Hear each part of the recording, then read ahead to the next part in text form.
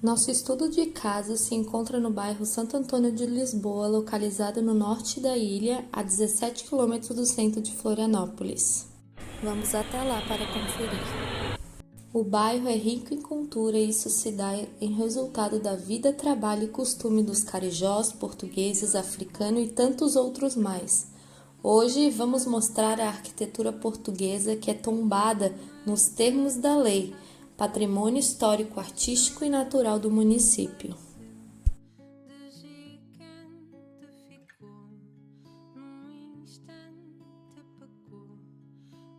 Começaremos com o restaurante Vila do Porto, que preservou o estilo português, mudando a estrutura, que é metálica e com pedras aparentes. Se deixou em ruínas e foi restaurada.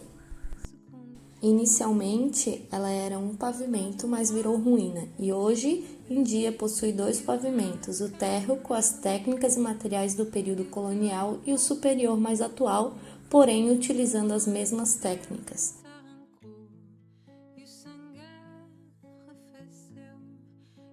A primeira calçada do estado de Santa Catarina, construída à visita de Dom Pedro II à ilha em 1845.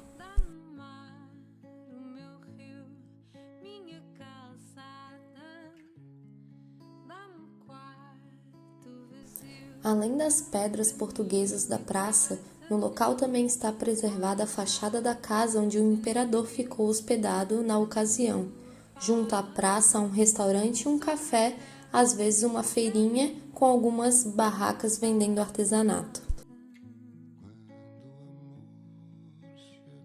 Uma das características mais marcantes de Santo Antônio de Lisboa são as casas coloridas com janelas e portas pintadas em cores fortes, uma herança da cultura açoriana.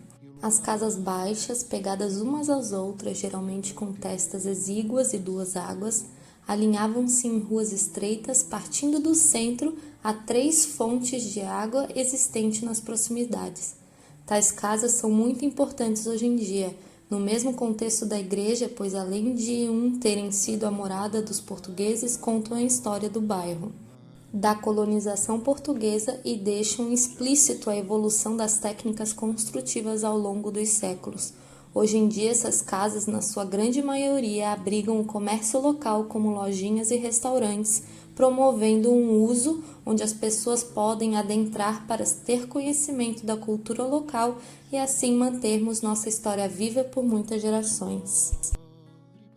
De origem portuguesa, a Igreja de Nossa Senhora das Necessidades foi construída no século XVIII e recebeu a ilustre visita do então imperador Dom Pedro II em 1845. Apresenta uma fachada simples, mas em seu interior mantém grandes elementos artísticos. É um dos conjuntos arquitetônicos mais representativos do período colonial.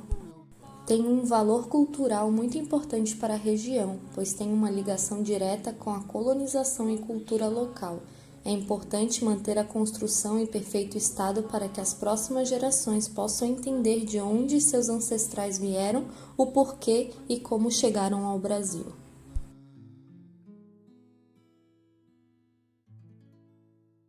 Vamos conhecer o Engenho dos Andrades. A arquitetura tombada nos termos da lei como patrimônio histórico, artístico e natural do município.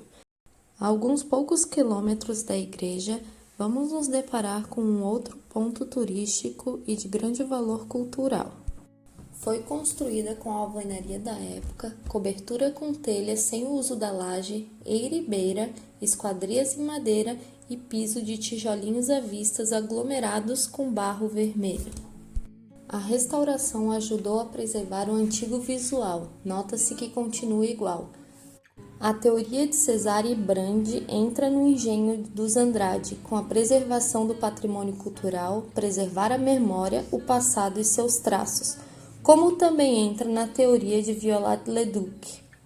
A contribuição de todas as épocas deverão ser respeitadas. O casarão é composto por engenho de farinha e casa residencial de característica colonial. A casa residencial é constituída de sala e 4 quartos de tamanhos variados, corredor central, cozinha aos fundos. Em 1920, a casa recebeu divisões internas e, em 1971, outras alterações foram feitas a fim de dar sustentação às paredes laterais. O casarão foi restaurado em 2003.